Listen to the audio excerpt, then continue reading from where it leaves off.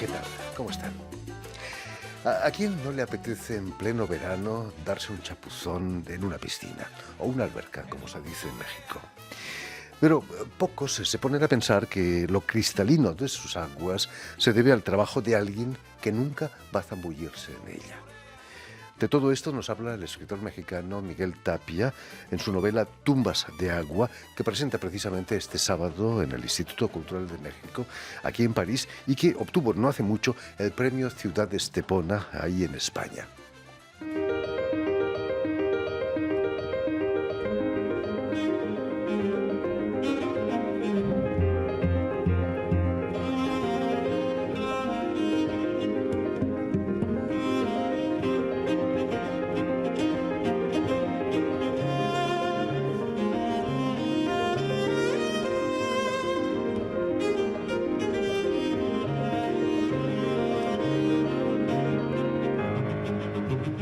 Bueno, pues buenos días, bienvenidos y bienvenidas al coloquio de presentación de la novela Tumbas de Agua del escritor Miguel Tapia, que ha sido la novela ganadora de la primera edición del premio de novela Ciudad de Estepona en su edición 2019. Ante todo, Y precisamente para hablarnos de esta novela y de su trayectoria literaria, Miguel Tapia ha sido tan amable de venir a nuestros estudios. Muy buenas tardes, Miguel. Buenas tardes, Jordi. Muchas gracias por la invitación. No, sobre todo a ti, gracias por haber hecho el esfuerzo de venir de nuevo, de volver a nuestro programa. Un placer volver siempre. Muchas gracias. Expliquemos a nuestros oyentes que has nacido en la ciudad mexicana de Culiacán, en el estado de Sinaloa, en 1972. Joaquín, el protagonista de tu novela Tumbas de Agua, crece en un barrio popular de una ciudad del noroeste de México. Podría ser Sinaloa perfectamente, ¿no? Sí, bueno, en mi imaginario lo es, aunque no se le nombra nunca como tal en el libro, ¿no? En la novela, pero sí, completamente.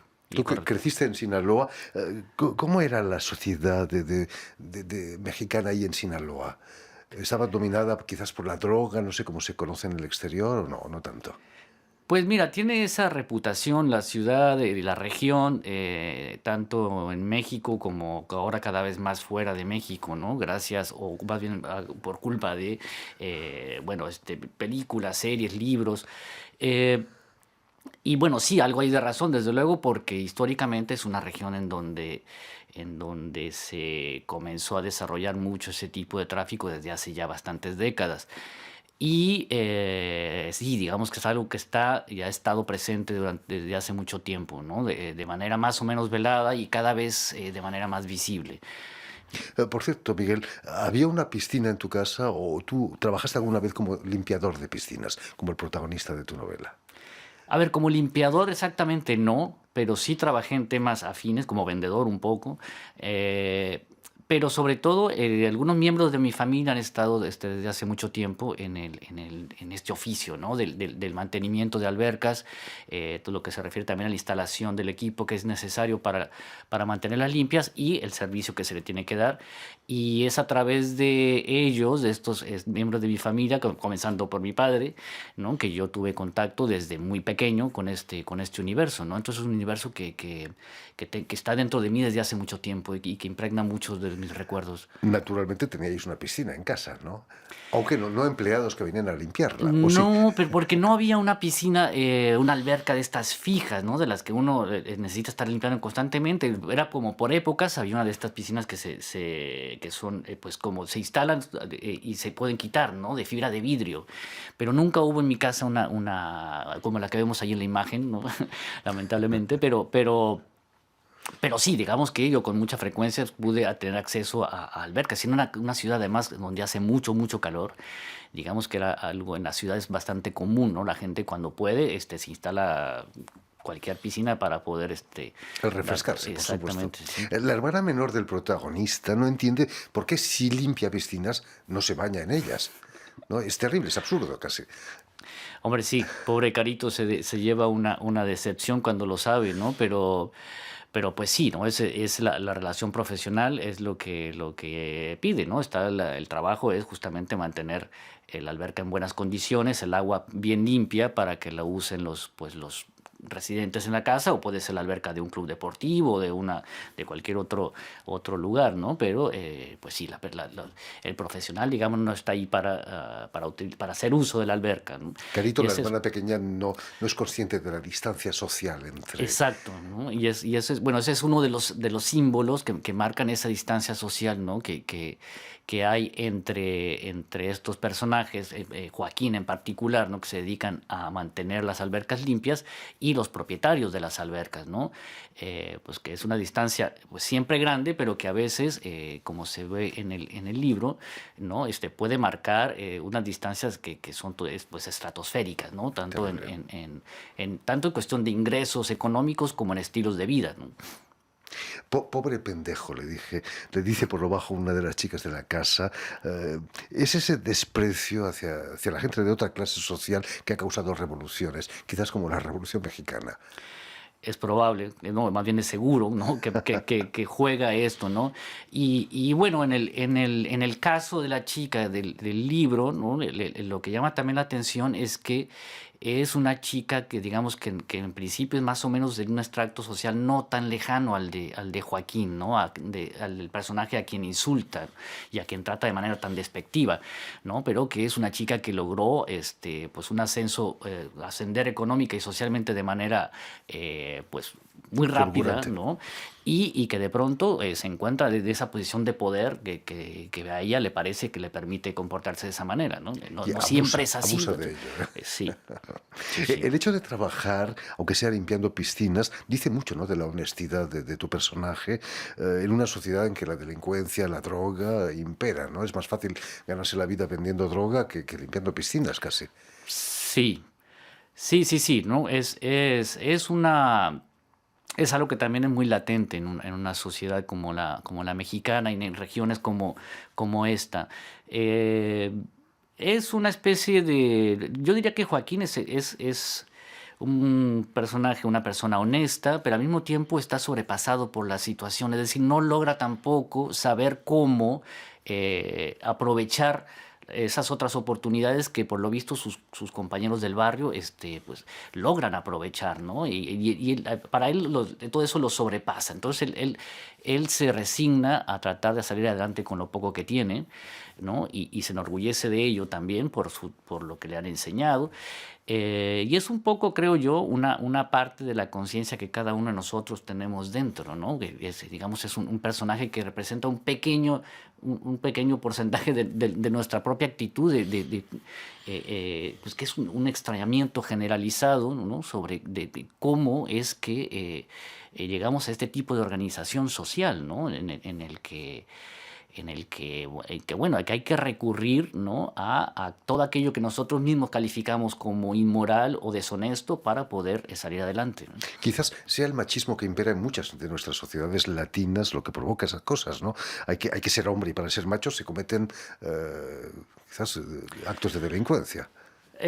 Sí, bueno, yo creo que ese es otro aspecto, sí, ¿no? Yo no lo relacionaría directamente uno con el otro, pero desde luego el machismo es algo que está también muy presente en la sociedad, y que en el libro también aparece, y que es algo a lo que también Joaquín trata de limitar sin poder, pues, digamos, despegarse por completo, ¿no? Difícil, De ello. es muy difícil. Le resulta muy difícil, es casi imposible, ¿no? Pero de alguna él hace la lucha que puede, ¿no? Y está ahí, ¿no? Entre esas dos luchas, tratando de sobrellevar la relación con su propia hermana, que es muy complicada, ¿no? Y que que a su vez también lucha contra ese machismo ambiente, ¿no? La hermana hace su propia lucha con sus propias armas. Bueno, eso es como otra de las facetas pues, en esta lucha, ¿no? de Joaquín dentro de la historia. Además tiene que bregar con un padre ausente, emigrante en Estados Unidos, que envía algún email de vez en cuando, pero no tiene una comunicación real, ¿no? Sí, ¿no? Es un personaje que, pues, se encuentra básicamente solo, ¿no? Ante una serie de problemas, pues, bastante fuertes, pues, con muy pocas armas para enfrentarlos, ¿no? Y que además se ve ofrecer por el entorno, ¿no? Herramientas que a él le enseñaron a no utilizar, ¿no? Es decir, esto es deshonesto, acceder a y no estamos hablando necesariamente de delincuencia directamente, sino entrar en el juego de todo aquello que gira alrededor de ese mundo delictivo y que, y que permite pues, a algunos sectores de la sociedad pues, tener Sobrevivir, por sobrevivir supuesto, claro. exactamente, ¿no? Son como actividades secundarias alrededor de todo esto, ¿no? Una especie de cacicazgo delictivo por allí que va filtrando todo lo que, pues muchas de las partes del dinero sucio que entra, ¿no? en la economía de una ciudad. Y si a todo eso le añades alcohol en grandes cantidades, puede ser un desastre, ¿no? Hombre, sí, digamos que para problemas no le faltan a Joaquín. Y bueno, esto, ¿no? Me interesaba a mí mostrar esta figura, este personaje que está junto en el centro de esta, pues es como una triada de imágenes o de símbolos, ¿no? Que para mí representan algunos de las tensiones más importantes, ¿no? de la vida social, del ambiente en una ciudad como esta, al menos como yo la conocí, ¿no? Cuando vivía Por allí. supuesto. ¿Fue ese tipo de sociedad lo que te empujó a venir a Francia a estudiar? No, realmente, no creo. Es decir, yo no dejé la ciudad por estas cuestiones, aunque después, por supuesto, yo me daba cuenta de ello. Uno tiene noticia de estas cosas cuando vives allí, pero estando inmerso en el ambiente, no, es más difícil verlo de manera con cierta distancia, ¿no? Eso lo comencé a ver más claramente cuando salí de la ciudad, que primero fui a la Ciudad de México. Y allí ya comencé a tomar una cierta mirada un poco más crítica con algunos de estos elementos de mi infancia y mi adolescencia allí en Culiacán. Después vine a Francia por otras razones, en realidad no tenía nada que ver con esto, pero el estar cambiando de lugar y estar conociendo otro tipo de realidades te hace tomar una conciencia un poco más especial, ¿no? De lo que estas circunstancias significan para la vida de la ciudad y lo que significaron para mí personalmente, ¿no? En mi relación con la ciudad y en mi etapa de aprendizaje. Hablando de sociedades distintas, ¿hubo algo que te sorprendió en la sociedad francesa cuando llegaste? Hombre, todo, creo, al principio. Yo no venía muy preparado para cuando llegué a Francia, ¿no? Fue un poco, mi decisión de venir al inicio fue un tanto repentina. Pero bueno, sí, es muy evidente las grandes diferencias que hay en respecto a países como México, en general creo al resto de los países latinoamericanos, en cuanto a pues, la organización social, la menor distancia que hay, ¿no? Entre las diferentes clases sociales, ¿no? Una repartición de la riqueza mucho más equitativa, una organización social que permite una mayor redistribución de las riquezas, que a mí me parece que es algo pues, que es lamentable que no podamos nosotros conseguir en nuestros países, ¿no? Son otras condiciones, son otras historias, ¿no? Son historias muy distintas. No podemos comparar así tan fácilmente, ¿no? Pero me parece que esa sería unas diferencias que creo yo me han marcado más y que sigo pensando que es algo que deberíamos tratar pues de integrar en Por nuestras supuesto. propias sociedades. ¿Hubo algo que te disgustó realmente aquí en Francia? Quizás la frialdad de la gente o... Sí, no es que me disgustara al principio, claro, hay cosas que me tomó algún tiempo entender y después acostumbrarme, ¿no? Pero sí, tenemos formas distintas, ¿no? de relacionarnos e incluso cuando con esa cercanía existe ya y hay una cierta relación, las formas de demostrarlo, de manifestarlo también son diferentes, ¿no? Uno tarda un poco en entenderlo, ¿no? Y sobre todo en eso, en asimilarlo, ¿no? Para no sentirse un tanto frustrado a veces con algunas situaciones. Además, en la región parisina no hay muchas albercas, no hay muchas piscinas, ¿no? Debido al clima, por supuesto, ¿no? Supongo, sí. Eso no lo echas de menos, quizás, las piscinas. Sí, mucho. Sí. Hay algunas y es difícil de pronto poder echarse un chapuzón tranquilamente, ¿no? Aunque también hay En verano hace calor también aquí. Sí. Recordemos que eres doctor en literatura hispanoamericana por la Sorbona Nouvelle, París 3, y que actualmente eres profesor en la Universidad de París, Créteil, París Est, en Créteil. Cuando tienes delante a tus alumnos, ¿piensas un poco en chicos como Joaquín, el protagonista de tu novela? No necesariamente, bueno, tienen más o menos la edad que tiene el personaje, mis alumnos, ¿sí? Y pues sí, algunos de ellos, como yo mismo a su edad, pues tienen más o menos los mismos conflictos, las mismas dudas, las mismas pues expectativas más o menos frustradas o más o menos realizadas.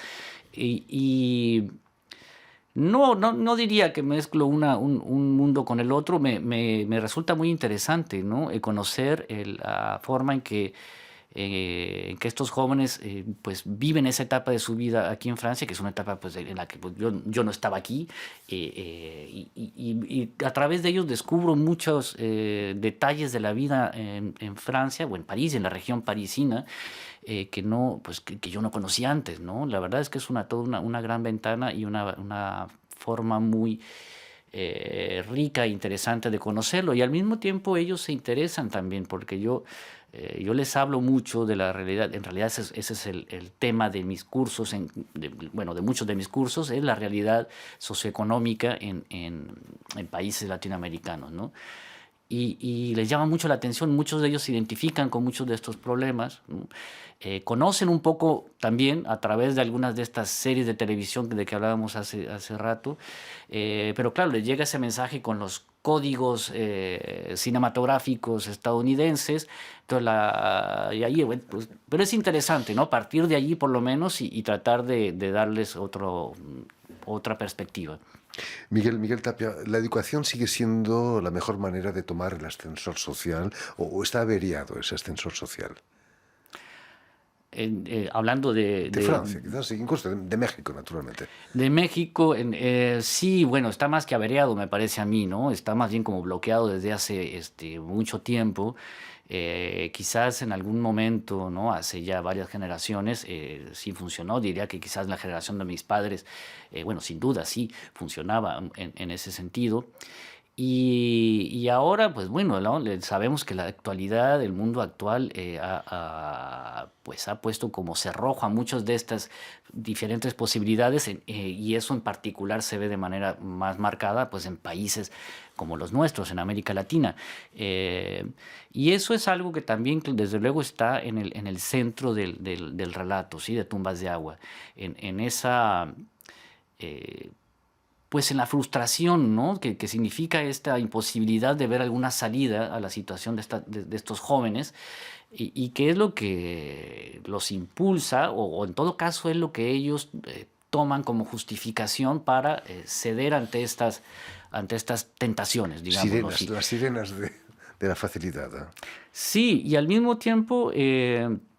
bueno, para mí funciona también en otro sentido, en el sentido de que la historia básicamente de la novela, en el fondo es una historia muy simple, ¿no? Es una historia que desde el principio me llamó la atención por esta simplicidad, y que es casi como un cuento, ¿no? Un poco, tiene algunos de los elementos del cuento clásico, un poco pues, trastocado, ¿no? Pero también está esta idea de que el chico en un momento pues se enamora, ¿no? Y la idea del amor como si fuera también una última esperanza que pueda permitir a una cierta forma de ascensión social, perdón, ¿no?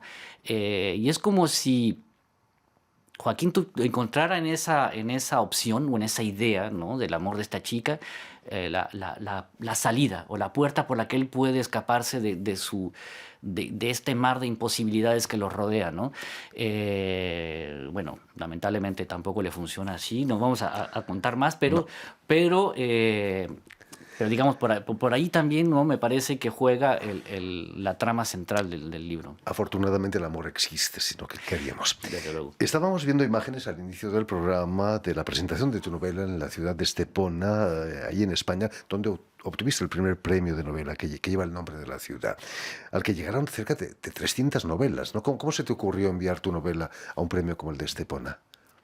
Pues mira, no sabría decirlo. En algún momento yo había enviado el manuscrito a varias casas editoriales.